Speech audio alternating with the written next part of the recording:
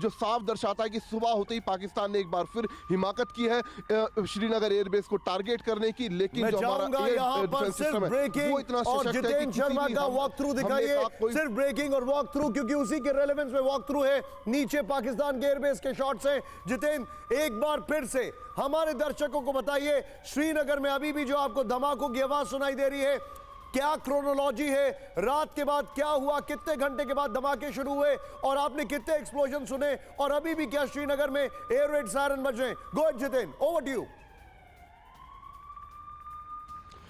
बिल्कुल निशान, देखिए शाम कल रात के करीब 7 से 8 धमाकों की आवाज सुनाई दी। 7 से 8 ड्रोन थे जिनको हवा में डिस्ट्रॉय किया गया भारतीय सेना की तरफ से एंटी ड्रोन सिस्टम की मदद से। लेकिन अब सुबह 5:55 पर अचानक से काफी तेज धमाकों की आवाज श्रीनगर के अंदर शुरू हुई। 2 से 3 धमाकों की पहले शुरुआत हुई और उसके बाद से लगातार धमाके यहाँ पर सुनाई दे रहे हैं। जो हमारे सोर्सेज हमें बता रहे कि फिर से श्रीनगर एयरबेस को टारगेट करने की कोशिश की गई और उसके बाद लगातार सायरन की जो आवाज है वो श्रीनगर एयरबेस के पास सुनाई दे रही है। मैं चाहूंगा कैमरामैन सुबह का वक्त और पूरा एरियल शॉट आपको दिखाए श्रीनगर का। ये देखिए, अब से कुछ देर पहले इसी श्रीनगर में यहां पर 5:55 पर पहला धमाका होता है। ठीक 10 मिनट बाद दूसरा धमाका और उसी फ्रीक्वेंसी में तकरीबन 6 से 7 और धमाकों की आवाज जो थोड़ी दूर थे वो यहां पर सुनाई दी साफ तौर पर। और कुछ देर बाद यहां पर सायरन बजना शुरू हो गया। कल भी पाकिस्तान की तरफ से हिमाकत की गई थी श्रीनगर एयरबेस को टारगेट करने की, लेकिन एयर ड्रोन सिस्टम हमारा, एंटी एयर ड्रोन सिस्टम हमारा इतना सशक्त था कि हवा में ही तमाम ड्रोन को ध्वस्त कर दिया गया। और उसके बाद सुबह होते ही जैसी सुबह 5:55 हुए, एक बार फिर पाकिस्तान की तरफ से एक बार फिर एयरबेस को टारगेट करने की। मेरे साथ बने रहिए। ब्रिगेडियर विनोद दत्ता सर, भारत बहुत कंट्रोल्ड एग्रेशन दिखा रहा है, बहुत कंट्रोल्ड, और इसका मतलब यह है कि हम अगर वो हमारे 3 एयरबेसेस में अटैक करते हैं तो हम 3 पर अटैक करते हैं। Definitely civilians areas are ruled out, लेकिन ये कंट्रोल्ड एग्रेशन कब तक होगा? मैं इसलिए ये सवाल पूछ रहा हूं, ये एक स्ट्रैटेजिक क्वेश्चन है। जाहिर सी बात है स्टूडियो में इसके आंसर्स नहीं मिलेंगे, लेकिन हर कोई ये जानना चाहता है कि पाकिस्तान की फितरत हम सब वाकिफ हैं। उनके DGISPR यानी उनकी फौज ने वॉर डिक्लेयर कर दिया है और हम अभी भी उनको उन्हीं के टोकन में जवाब देने बावजूद इसके कि हम उनके ऊपर बहुत मैसिव स्ट्राइक कर सकते हैं विद इन 20 मिनट्स। एक अंदाजा यह है विद इन 20 मिनट्स पाकिस्तान के सभी एयरबेसेस न सिर्फ टारगेट पर होंगे बट मैसिव अंडर डिस्ट्रक्शन होंगे।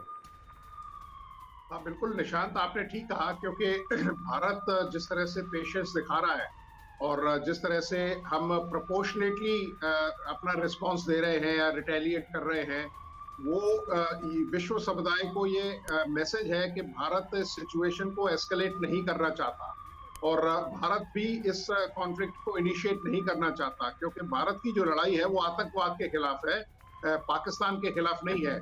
लेकिन पाकिस्तान की जिस तरह की फितरत है, आपने बिल्कुल सही कहा और आपका आकलन अक्सर मतलब 528% ठीक होता है, 28% GST भी लगा दिया मैंने निशान। तो उसमें ये मैं आपको बताना चाहता हूं कि भारत को अब चाहिए कि हमारा थोड़ा सा जो लिथैलिटी है उसको थोड़ा हमें बढ़ाना पड़ेगा, क्योंकि वरना इसके जो हौसले हैं वो बुलंद होते जाएंगे। और अगर आप अभी देखिए जिस तरह का नुकसान पाकिस्तान एयरफोर्स को पहुंचाया गया है, जितने एयर बेसिस को अटैक किया गया है, क्योंकि उसके पास बहुत ज्यादा एयरफोर्स कॉम्बैट पोटेंशियल नहीं है। सर एक बड़ी इंटरेस्टिंग बात यह है, बड़ी इंटरेस्टिंग बात यह है, हम अपने दर्शकों को बताना चाहेंगे, हमने जो अटैक किया पाकिस्तान नहीं रोक पाया, वो ड्रोन्स में बिजी हो गया और हमारे शायद मिसाइल्स ने अटैक किया। मैं इसको कंफर्म नहीं कर सकता हूं, लेकिन आप देखिए उसके बाद पाकिस्तान का कहा जा रहा है कि पाकिस्तान एयरफोर्स ने अंदर घुसने की कोशिश की, कहा जा रहा है उन्होंने फतेह मिसाइल किए। और ये सब कब हो रहा है? जब पाकिस्तान का वॉर वेस्टेज रेट यानी कि उनकी मैन और मटेरियल की क्षमता सिर्फ 7 दिन की है। भले ही टर्की से उनको कुछ पीसेस मिल जाएं, चाइना उनकी कुछ मदद कर दे, लेकिन उनके मैन और मटेरियल की जो क्षमता है सिर्फ 7 दिन की है। मुझे ऐसा लग रहा है और ये बड़ा इंटरेस्टिंग होगा समझना कि क्या हम पाकिस्तान को एग्जॉस्ट कर रहे हैं। ये वो इलाके हैं, वेल डन टीम, क्या ग्राफिक्स बनाए आप देखिए। ये वो एयरबेसेस हैं जो पाकिस्तान के टारगेट किए गए। मैं सीधे चलूंगा कुमार कुंदन के पास। कुमार कुंदन, जरा तुरंत बताइए, अपनी आंखों देखी इस वक्त जम्मू का क्या हाल है, पिछले 2 घंटे में आपने क्या देखा? देखिए जम्मू में अगर मैं बात करूं निशान, तो पिछले 2 घंटे में हैवी फायरिंग सुनने को मिल रही है और जम्मू का कोई ऐसा इलाका नहीं है जो इस हैवी फायरिंग से बचा हुआ हो।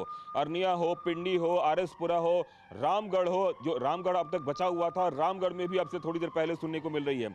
और जो एक जानकारी मिल रही है उसके हिसाब से हैवी आर्टिलरी का प्रयोग किया गया है। जम्मू में एक मकान को भी नुकसान पहुंचा है, इस तरह की भी खबरें आ रही हैं।